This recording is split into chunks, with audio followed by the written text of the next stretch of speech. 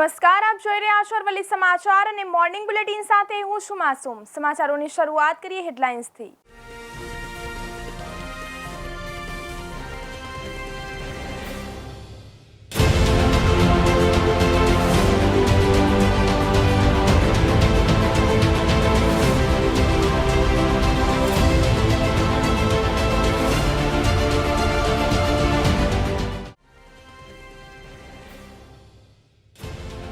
World 2022 में भाग लेवा मोदी जापान पहुंचा। 40 कलाक में एक राष्ट्रपति, 2 पीएम और 35 सीईओ ने मळशे। 23 मीटिंग में हाजरी आपशे।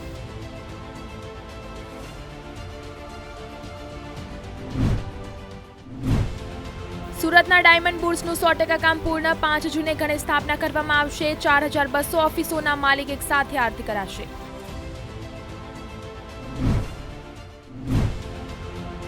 बेरोजगारी शिक्षणના મુદ્દાઓ પર વિધાનસભા ચૂંટણી લડીશું। ઓવેસી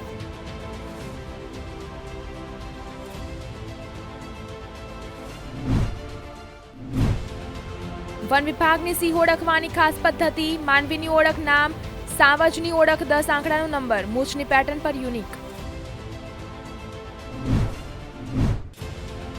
હવે શહેરમાં સ્લો નહીં પરંતુ ફાસ્ટ ચાર્જિંગ સ્ટેશન જ મુકાશે। ટૂંકમાં વધુ 25 માટે ટેન્ડર બહાર પડાશે।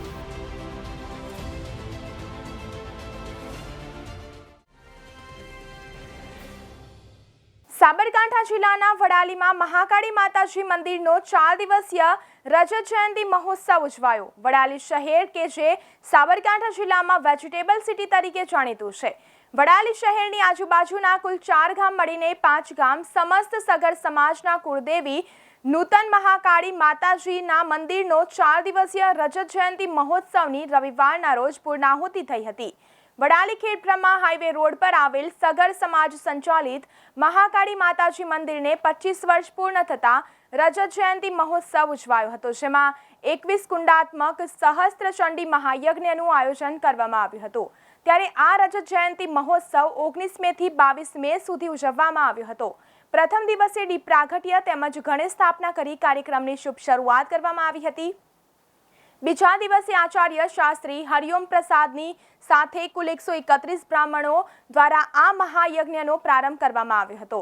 ત્યારે ત્રીજા દિવસે વડાલી નગરના ઇતિહાસમાં પ્રથમવાર મહાકાળી માના નગરચર્યાએ નીકળ્યા હતા, જેમાં 1008 નાની બાળાઓ સહિત બહેનો કળશ સાથે જળયાત્રામાં જોડાઈ હતી।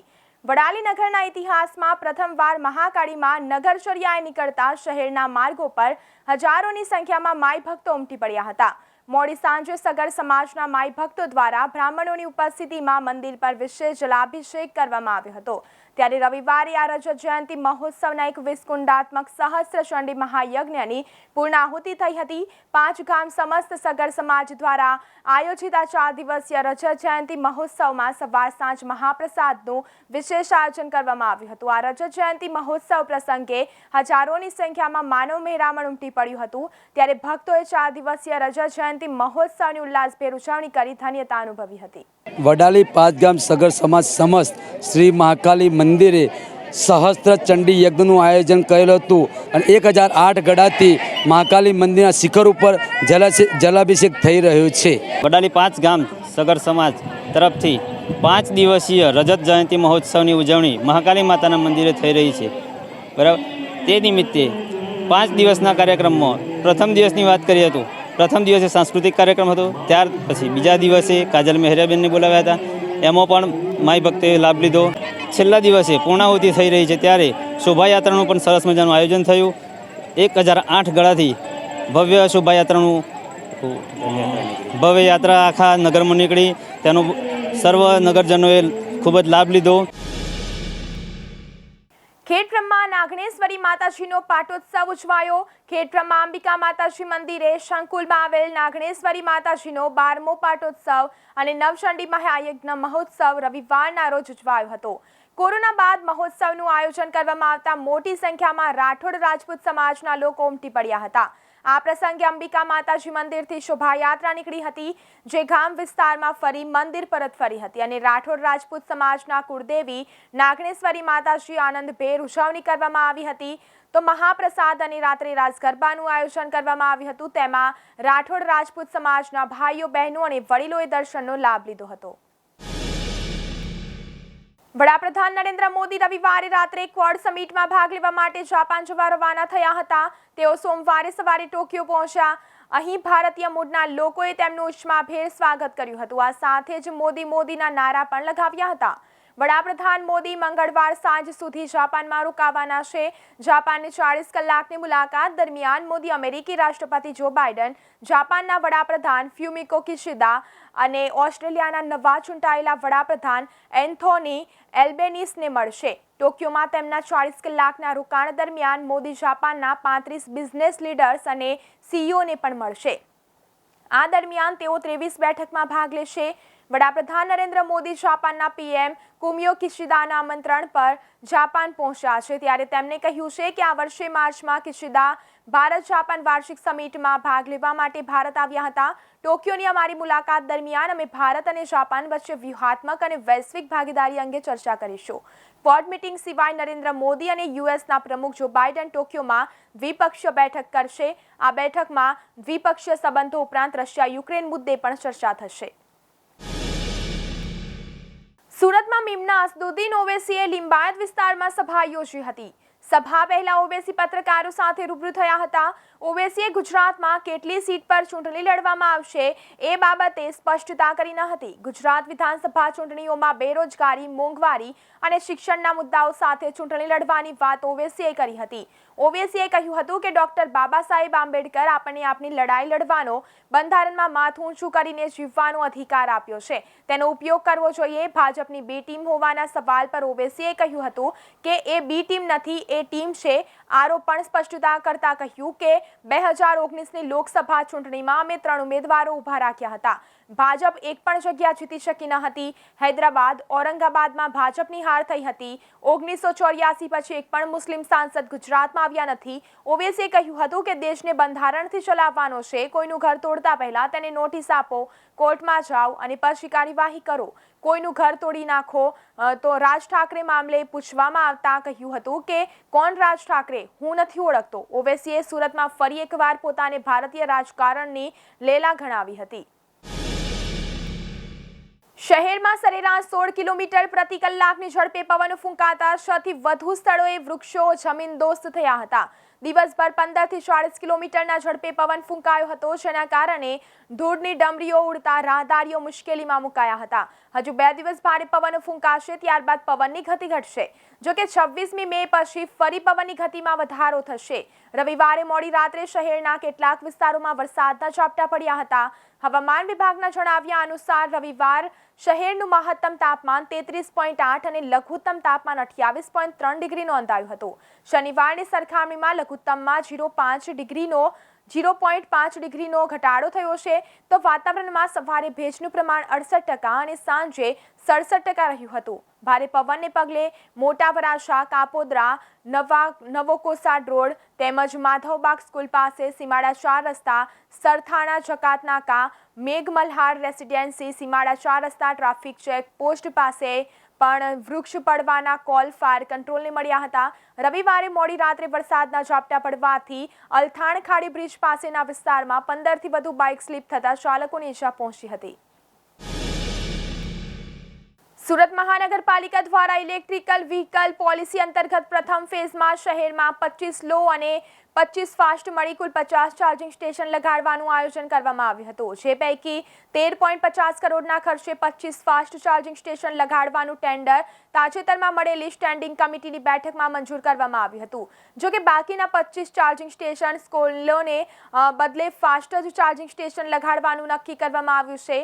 તો આગામી ટૂંક સમયમાં વધુ 25 ફાસ્ટ ચાર્જિંગ સ્ટેશન માટે ટેન્ડર બહાર પાડી દેવામાં આવશે. આ સંદર્ભે મ્યુનિસિપલ કમિશનર બંછાનિધિ પાનીએ જણાવ્યું હતું કે સ્લો ચાર્જિંગમાં અંદાજે 3 કલાક સુધી અને ફાસ્ટ ચાર્જિંગમાં 45 મિનિટથી 1 કલાક સુધીનો સમય લાગતો હોય છે. આજના વ્યસ્ત જીવનકાળમાં સમયનું ખૂબ મહત્વ છે. કોઈની પાસે માત્ર ચાર્જિંગ કરવા માટે 3 કલાક સુધીનો લાંબો સમય રહેતો નથી. એટલે સ્લો ચાર્જિંગ સ્ટેશન લગાડવાનો મતલબ નથી. ફાસ્ટ ચાર્જિંગ સ્ટેશન જ લોકો માટે ઉપયોગી નીવડશે. ભારત સરકારના ડિપાર્ટમેન્ટ ઓફ હેવી ઇન્ડસ્ટ્રીઝની મંજૂરી લેવાની પ્રક્રિયા હાથ ધરવામાં આવી છે. ડિપાર્ટમેન્ટ ઓફ હેવી ઇન્ડસ્ટ્રી તરફથી 50 ચાર્જિંગ સ્ટેશન માટે 34.55 કરોડ મંજૂર કરવામાં આવ્યા હતા. આ ડિપાર્ટમેન્ટ તરફથી મળનાર સબસિડી અને 15મા નાણાં પંચના ફંડમાંથી આપવામાં આવશે. ગુજરાતમાં સૌથી વધુ ઇલેક્ટ્રિકલ વાહનોનું વેચાણ સુરતમાં થઈ રહ્યું છે, જેની સામે હાલમાં ચાર્જિંગ સ્ટેશન માટે જરૂરી ઇન્ફ્રાસ્ટ્રક્ચર નથી, જેથી પાલિકાએ આ દિશામાં પ્રયાસો હાથ ધર્યા છે. સમાચારોમાં આગળ વાત કરીએ. માર્ચ મહિનામાં જ આકરા ઉનાળાની શરૂઆત થઈ હતી. આ વખતે સિઝનનું મહત્તમ તાપમાન 44.2 ડિગ્રી ઉપર પહોંચ્યું હતું. મે માસના ગત સપ્તાહ સુધી 42 ડિગ્રી સુધી મહત્તમ તાપમાન યથાવત રહ્યું. તેમજ વિન્ડ પેટર્ન બદલાતા છેલ્લા 2 દિવસથી ગરમીમાં રાહત મળી છે. શનિવારે 40 ડિગ્રી સુધી મહત્તમ તાપમાન નોંધાયા બાદ રવિવારે તાપમાનમાં 2 ડિગ્રીનો ઘટાડો આવતા મહત્તમ તાપમાન 38.7 ડિગ્રી રહ્યું હતું. આમ 60 દિવસ બાદ રાજકોટમાં મહત્તમ તાપમાન 40 ડિગ્રી નીચે રહ્યું હતું. હવામાન ખાતાના જણાવ્યા મુજબ હજુ તાપમાન ક્રમશઃ ઘટશે. બપોરે પવનની ઝડપ 43 કિલોમીટર પ્રતિ કલાક રહી હતી. આજે પણ પવનનું જોર વધશે નહીં, તે વધારે રહેશે તેમજ તેવી સંભાવના વર્તાઈ રહી છે. રવિવારે ભાવનગરમાં 41 ડિગ્રી અને સુરેન્દ્રનગરમાં 40.1 ડિગ્રી તાપમાન નોંધાયું હતું. બાકીના બધા જિલ્લામાં મહત્તમ તાપમાન 40 ડિગ્રીથી નીચે ગયું હતું. તેમજ અમરેલીમાં 37.6, દ્વારકામાં 31.4, મહુવામાં 34.2, કેશોદમાં 35.2, ઓખામાં 33.00 તેમજ પોરબંદરમાં 34.6, વેરાવળમાં 33.6, દીવમાં 32.9 સુધી મહત્તમ તાપમાન નોંધાયું હતું. તો રાજકોટમાં સવારે લઘુત્તમ તાપમાન 29.8 ડિગ્રી રહ્યું હતું. હવામાં ભેજનું પ્રમાણ 67% હતું. બપોરના સમયે પવનની ઝડપ વધારે રહેવાના કારણે ધૂળની ડંબી ઉડી હતી, જેના કારણે વાહન ચાલકોને મુશ્કેલી પડી હતી. કાળઝાળ ગરમી અને તાપ વચ્ચે શેકાતા લોકોના હૈયે ટાઢક થાય એવા સમાચાર ખુદ પ્રકૃતિ આપી રહી છે, જેને રાજ્યના હવામાન વિભાગે સમર્થન આપ્યું છે. અરબી સમુદ્રમાં નૈઋત્યના ચોમાસાનો પગરવ થઈ ચૂક્યો છે અને ચોમાસું સત્તાવાર રીતે સાગરને સ્પર્શી જશે એવું હવામાન વિભાગે જણાવ્યું છે, જેથી ભાવનગર શહેર અને જિલ્લામાં વાદળછાયું વાતાવરણ છવાતા બફારો જોવા મળ્યો હતો. રાજ્યની સાથોસાથ ભાવનગર શહેર જિલ્લામાં છેલ્લા 2 માસ કરતાં વધુ સમયથી લોકો કાળઝાળ ગરમી અને માથું ફાડી નાખે તેવા તાપનો સામનો કરી રહ્યા છે. તે ઉપરાંત અલાભ વૃદ્ધ સૌ કોઈ સજા સમાન કાળનો ઉનાળો ઝડપથી પૂર્ણ થાય તેવી મનોમન પ્રાર્થના કુદરતને કરી રહ્યા છે. ત્યારે પ્રકૃતિ પરમેશ્વરનું ઋતુચક્ર તેના નિયમ મુજબ જ ગતિ કરી રહ્યું છે, પરંતુ જીવસૃષ્ટિ માટે આજનો ઉનાળો એક આકરી સજા સમાન સાબિત થઈ રહ્યો છે. વડાપ્રધાન નરેન્દ્ર મોદીએ કેન્દ્ર સરકાર દ્વારા પેટ્રોલ અને ડીઝલ પરની એક્સાઇઝ ડ્યુટીમાં કરાયેલા ઘટાડાથી વિવિધ ક્ષેત્રો પર સકારાત્મક અસર હોવાનું ગણાવ્યું હતું. પીએમ મોદીએ કહ્યું કે લોકો હંમેશા અમારા માટે પ્રથમ હોય. પીએમ મોદીએ કહ્યું કે આજના નિર્ણયો ખાસ કરીને પેટ્રોલ અને ડીઝલના ભાવમાં નોંધપાત્ર ઘટાડા સાથે સંબંધિત છે. વિવિધ ક્ષેત્રો પર સકારાત્મક અસર કરશે. કેન્દ્રીય નાણામંત્રી નિર્મલા સીતારમણે પેટ્રોલ અને ડીઝલ પરની એક્સાઇઝ ડ્યુટી ઘટાડવા અને ગેસ સબસિડી આપવાના આ નિર્ણય અંગે માહિતી આપી હતી. છેલ્લા કેટલાક મહિનામાં પેટ્રોલ અને ડીઝલના ભાવમાં વધારો થઈ રહ્યો છે. આ સિવાય એલપીજીના ભાવમાં પણ સતત વધારો થયો છે. પાકિસ્તાનના ભૂતપૂર્વ વડાપ્રધાન ઇમરાન ખાને ફરી એકવાર અમેરિકાના દબાણ છતાં રશિયા પાસેથી સબસિડીવાળા તેલ ખરીદવા બદલ ભારતની પ્રશંસા કરી છે. તેમણે કહ્યું કે તેમની સરકાર સ્વતંત્ર વિદેશ નીતિની મદદથી આ હાંસલ કરવા માટે કામ કરી રહી છે. તેમણે પાકિસ્તાન મુસ્લિમ લીગની આગેવાની હેઠળની સરકારની માથા વગરની મરઘી જેવી અર્થવ્યવસ્થા માટે ટીકા કરી હતી. તેમણે મોદી સરકાર દ્વારા પેટ્રોલ અને ડીઝલના ભાવમાં ઘટાડો કરવાની જાહેરાતની પ્રશંસા કરી હતી. ઈંધણના ભાવમાં ઘટાડો કરવાના ભારત સરકારના નિર્ણય વિશે માહિતી શેર કરતા પાકિસ્તાન તહરીકે ઇન્સાફના નેતાએ ટ્વિટર પર લખ્યું, ફોર્ડનો ભાગ હોવા છતાં ભારતે પોતાને યુએસ દબાણથી દૂર રાખ્યો અને જનતાને કહ્યું કે રાહતે ડિસ્કાઉન્ટેડ રશિયન તેલ ખરીદ્યું. તેમજ સ્વતંત્ર વિદેશ નીતિની મદદથી અમારી સરકાર જે હાંસલ કરવા માટે કામ કરી રહી હતી તે ભારતે કર્યું. તમને જણાવી દઈએ કે કેન્દ્ર સરકાર દ્વારા ઈંધણ પરની એક્સાઇઝ ડ્યુટીમાં ઘટાડો કર્યા બાદ શનિવારે પેટ્રોલની કિંમતમાં ₹9.5 પ્રતિ લીટર અને ડીઝલની કિંમતમાં ₹7 પ્રતિ લીટરનો ઘટાડો કરવામાં આવ્યો હતો. ભારતની રશિયન તેલની આયાત એવા સમયે વધી છે જ્યારે પશ્ચિમી દેશોએ યુક્રેન પર આક્રમણ કર્યા પછી મોસ્કો પર સખત પ્રતિબંધો લાદ્યા છે. કાળઝાળ ગરમી વચ્ચે અરવલ્લીમાં હવામાન પલટાયું છે અને આકાશમાં વાદળો ગોરંભાતા વરસાદ થવાની શક્યતાઓ છે. સતત બીજા દિવસે અરવલ્લી જિલ્લામાં વાદળછાયું વાતાવરણ સર્જાયું છે. છેલ્લા 2 દિવસથી ભારે પવન અને ધૂળની ડમરીઓ ઉડ્યા બાદ રવિવાર સવારથી જ એકાએક હવામાં પલટો આવ્યો હતો.